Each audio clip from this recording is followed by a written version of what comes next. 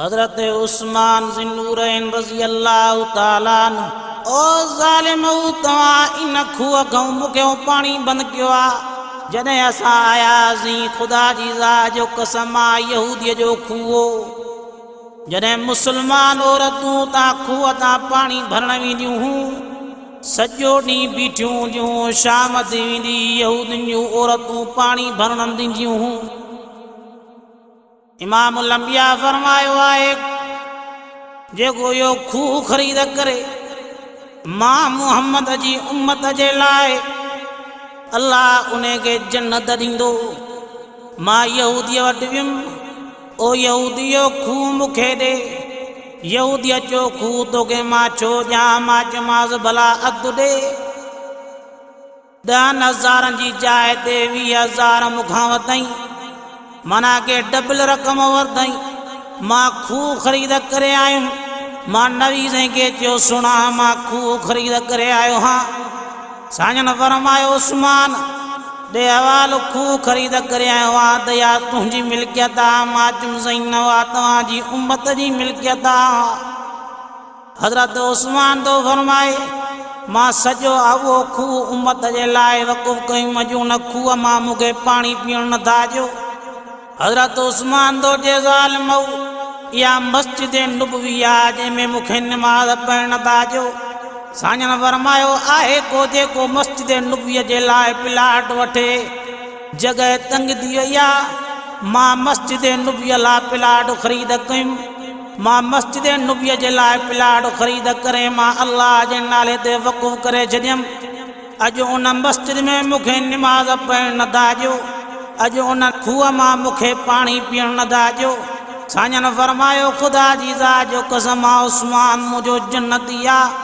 महबूब जे ॿिनि न्याणियुनि जो घोट हज़रत उस्मान ज़िन्नूरैन रज़ी अल्लाह ताला अन्हु उहो हज़रत उस्मान हो जंहिंजे लाइ मदीने जे मीर फरमायो अल्लाह अकबर। हिकिड़े ॾींहुं हज़रत मुहम्मद मुस्तफ़ा सुता पिया आहिनि। साईं जी रान मुबारक तां थोरो कपिड़ो परे थी वियो आहे। जंग मुबारक तां थोरो कपिड़ो परे थी वियो आहे। हज़रत अबू बकर सिद्दीक़ आयो साईं उन ई हालत में सुता पिया। हज़रत उमर फारूक रज़ी अल्लाह ताला अन्हु आयो साईं उन हालत में सुता पिया हा जॾहिं हज़रत उस्मान इब्नुल अफ़्फ़ान रज़ी अल्लाह ताला अन्हु था अचनि।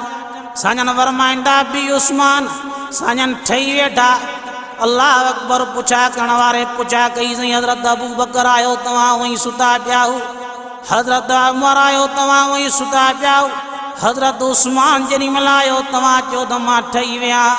साईं फरमायो त मुंहिंजे उस्मान खां आसमान जा फ़रिश्ता बि हया कंदा आहिनि त मां मुहम्मद कीअं न कयां। इहो हज़रत उस्मान हो ख़ुदा जी ज़ात जो कसम आहे। हज़रत उस्मान ज़िन्नूरैन रज़ी अल्लाह ताला अन्हु महबूब जो उहो सहाबी आहे। हिन आसमान जे हेठां ज़मीन जे मथां इहो अकेलो ख़ुशि नसीब शख़्स आहे जेको महबूब मुस्तफ़ा जे ॿिनि न्याणियुनि जो घोट आहे। पर ॿुधो दुनिया वारो कंहिं शहीद जे शहादत जी गवाही बदर जो मैदान ॾींदो। कंहिं शहीद जे शहादत जी गवाही उहद जो मैदान ॾींदो। कंहिं शहीद जे शहादत जी गवाही करबला जी रेगज़ार धरती ॾींदी। कंहिं शहीद जे शहादत जी गवाही मस्जिद कूफे जी जामिया मस्जिद ॾींदी। कंहिं शहीद जी शहादत जी गवाही कहिड़ी जॻह ॾींदी कंहिंजी कहिड़ी जॻह ॾींदी। इहो हज़रत उस्मान इब्नुल अफ़्फ़ान रज़ी अल्लाह ताला अन्हु आहे जंहिंजे शहादत जी गवाही रब रहमान जो क़ुरान ॾींदो। कहिड़ो क़ुरान?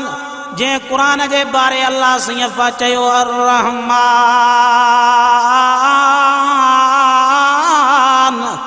अल्लमल क़ुरआन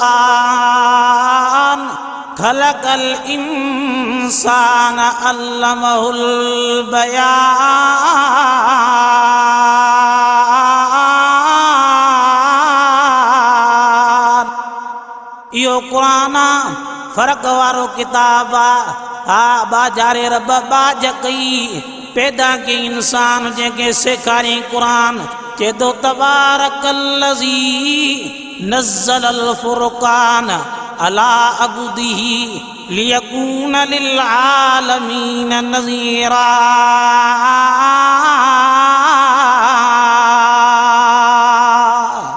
वो अल्लाह जो कुरान अल्लाह तो फरमाए लौ अनज़लना हाज़ल कुरान अला जबलिन लरअयतहू खाशियम मुतसद्दियम मिन खशियतिल्लाह।